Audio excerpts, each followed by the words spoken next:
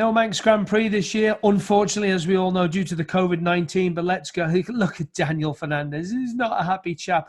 But listen, people think in the UK they've had it tough. People think in the Alabama we've had it tough. We've had quite a couple of months without no cases. But Daniel, welcome back to the Isle of Man. I know virtually, but you guys there, you've got it really hard, haven't you? Welcome. Yeah, thank you very much, Chris. Thank you very much for inviting me. Yeah, it has been tough here in Colombia. It has been the longest lockdown in the world. We've been on lockdown since March 19th. So it has been hard right now where the cases are peaking. We're getting like 12 to 13,000 cases every day. So things are getting complicated here, but I think they're easing up on the Isle of Man, in the Isle of Man with no cases in the last 90 days. So it's good for you. So we haven't had any racing so far, nothing at all. So I'm not a happy chap, like you said. I'm not very happy. What have you been doing since March the 19th? Lockdown at home. We got some exemptions. So I am allowed to go to work because we work on e-commerce. I have a motorcycle accessory shop here in Colombia, two of them actually. So I am allowed to go to work, but we can only send through mail and that kind of stuff. We cannot open our stores. We cannot open them. So that's what we have been doing. So I have to get to work like 2, maybe 3 times a week, and that's it. But you're still selling bikes. That's it. You're still selling stuff though. People still yes. want stuff. I'm still selling stuff. It hasn't been as bad as I thought it was going to be. It could have been better if we could open the stores, but it has been difficult. It has been very hard. It's hard for you because you're a very colourful character to be locked into a house. I like to be with the people. I like to meet people. I like to talk to people. So right now I'm locked in here. I do a lot of, in the beginning of the lockdown, we do a lot of Instagram live shows and Facebook lives and all that kind of stuff. But it gets worn out, so people are not watching it that much anymore. So it is boring. But we'll get through it. The lockdown here is starting to ease up a little bit, but we still have probably 2 or 3 more weeks of this. Okay, let's get away from COVID-19. Let's put a smile on people's faces. Let's talk about motorbike racing. Where did it all start for you? Tell us a little bit about your background, because there will be people who are watching this who don't know who you are.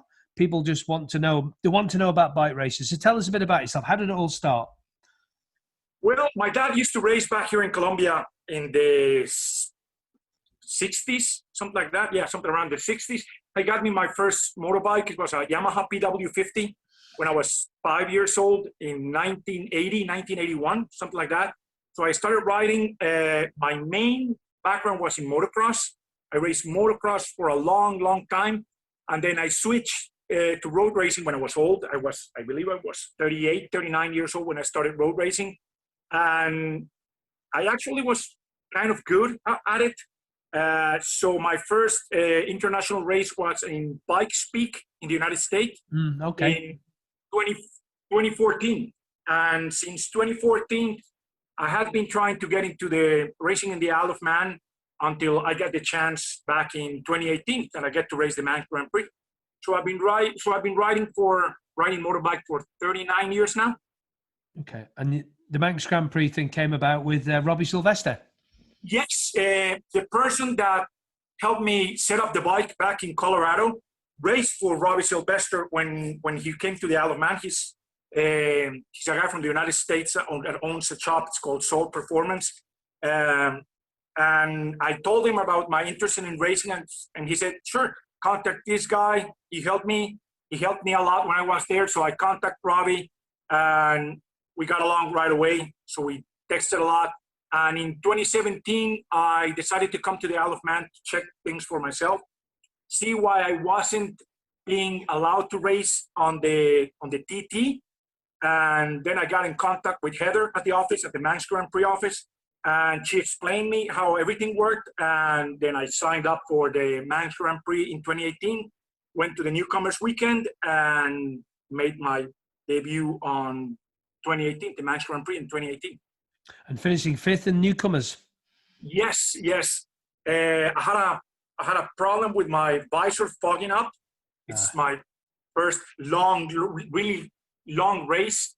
I used to do a lot of rally races, very long, but it's a different kind of racing. So I got fogging problem with the visor that made me ride a couple of parts of the lap trying to flip up my visor a little bit. And on the Isle of Man, it's not an easy thing to do because you're going fast all the time. So most of the straights, I was just trying to pick the visor up a little bit, and it just kept fogging and fogging. I went into the pit stop, I changed my visor, and it just kept fogging and fogging. So that was it. That was my result. I was expecting probably a little bit better since I qualified second, but it is a very, very good result. Very good result. And then I finished 18th on the lightweights class the next Friday. And then the next year you moved up from the lightweights, did the junior Manx Grand Prix.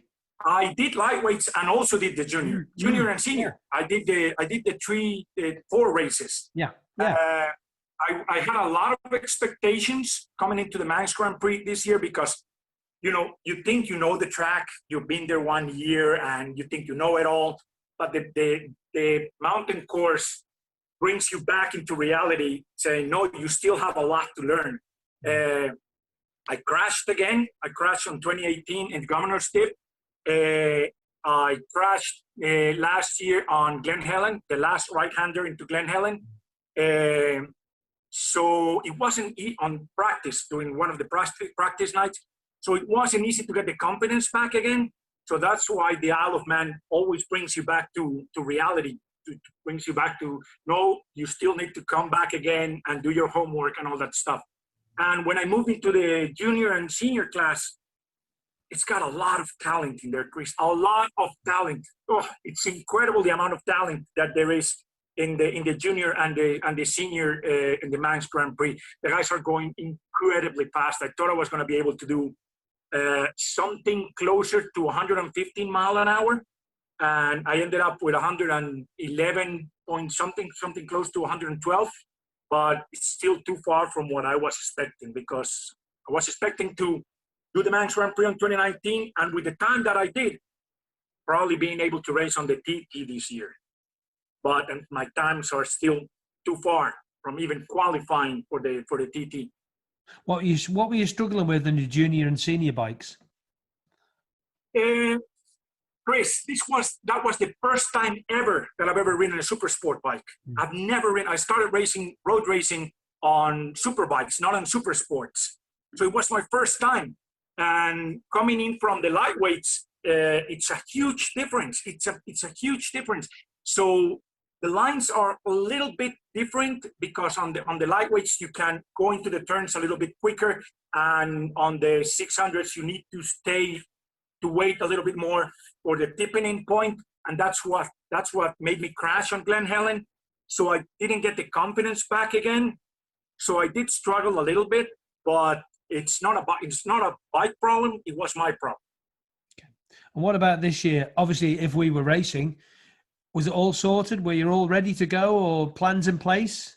Yes. Everything was ready already. I talked to Robbie about racing, but since the championship starts in March here in Colombia, we didn't get any racing. No racing at all. None at all. So starting from that, we didn't get the results that we needed to send to the office to be allowed to race on the Manx. So for us, it was disposed a long time ago. Since we didn't have any racing, we couldn't do it. So for next year, we still don't know if we can race on the Manx Grand Prix, since we don't have any racing here in Colombia, and we're not going to have any racing here in Colombia for all this year. I don't know what the criteria is going to be for next year's Manx Grand Prix. It's going to be very tough, isn't it, for that mountain course license? For exactly. everybody. Exactly, for everybody. But I saw Robbie, he went racing to Oliver's Mount. This weekend? To Oliver's Mount this weekend. So they are getting some racing, and they're probably going to get some more racing during the year, but I'm not going to be able to get in. And Cookstown, I think, as well. And also there's been racing up at Derby as well on the Andreas Airfield, which you know quite well, the Derby Airfield, don't you? I seem to remember the first time you rode Robbie's bike up there, but we shan't talk about you on Robbie's bike up there. No, we're better not. Can I ask about the Isle of Man and Colombia? But wait, Chris, I didn't crash Robbie's bike. It wasn't me. It was not you? Okay. No. Who was it? No, listen. No, let me tell you this story because it's a fun story. James Smith, newcomer, same year as me. we brought the bike to the newcomers weekend because we wanted to do some photos and stuff, but we didn't bring any stands or any tire warmers or anything. So James Smith, who is from the Isle of Man, let me borrow his tire warmers and his stands, his paddock stands and his generator and all that stuff. And he came in with us because he was thinking about probably renting a bike from Robbie to race on the lightweight class. And he's the one that crashed the bike, not me. I know. Yeah. That's the story and you're sticking to it. Yeah. So Colombia, how much do they know about the TT? All your people who come into your shop, people that you see in the street, do they know about it? And the Manx Grand Prix, did they know about it? They know about it. They know about it. They know about it a long time ago. It's probably the most famous race here in Colombia. It's a huge thing. And me being, well, not the first, the first Colombian who ever raced the Isle of Man was in like 1956 or something like that. But I am kind of a motorcycle celebrity, if you can call that, because for me being the only one who's racing it now, I don't want to be the only other Colombian to have done it. I would like to teach some guys, to teach some up-and-coming racers, some young talent to come to the Isle of Man, to go to the Isle of Man and do the race like I did. I already know, I have a lot of knowledge of the island. I had a lot of knowledge of the mountain course, about all the procedures and everything. So I would love to teach someone here in Colombia to go to the Isle of Man and race with me. Does any of your countrymen, countrywomen come to the Manx Grand Prix, to the TT, to watch it, or just to see you? Well, I didn't know that, but there are a lot of Colombians living in the Isle of Man, a lot of them, and all of them went to Robbie's tent to say hi to me, and we met, and we had dinner with them, and there's also a girl that puts a food stand in the TT that is from Colombia, that sells Colombian food in the TT paddock. Oh. I met her there. So there's a lot of people, and I did a video for YouTube explaining to how to go as an spectator to the Isle of Man, and now everybody wants to go. So if I'm racing again in 2021, I know that a lot of people are gonna go. So where next? What's for the rest of the year? Obviously not going to be racing any bikes. Is it just try and keep the business going and just keep busy? Well, yes, keep busy. I told you the quarantine is starting to ease up a little bit, so we're starting to be allowed to go out a little bit more. Airports will not be open until September, so we cannot leave the country. We were signed up to race the Baja 1000 down in Mexico. I did it last year, so we're going to do it again this year. But since no practice or nothing, no bike setup time or anything, so we're not doing the Baja 1000. So right now we'll probably try to open the shop again. That will be it. Yeah, just make it survive through the rest of the pandemic. Like a lot of people have had to. Exactly. You know, in every, it's touched every corner, isn't it? Really. And obviously, you are a big fan of motorcycle racing, and especially this place here, the Manx Grand Prix. It's in your heart now, isn't it? Yeah, it has been hard for me since this will be the time of the year that we will be. The time of the month that we would be flying to the Isle of Man. I probably go a week earlier so I can get the jet lag shaken off and all that stuff.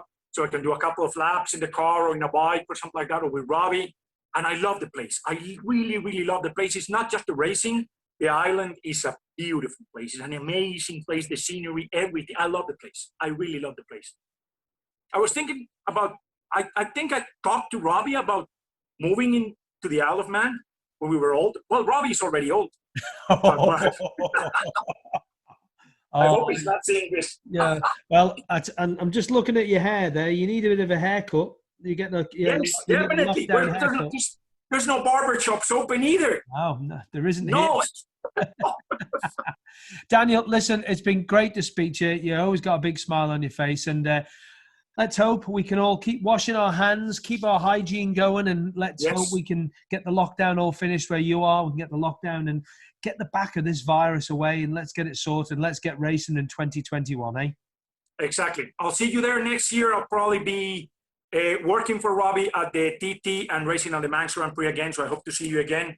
We'll probably do another Manx radio show where I teach you how to dance again. Oh, not again. Not after last time. Daniel, thank you for your time. All the best. Hey, Chris, all right. See you again. Bye. Thank you.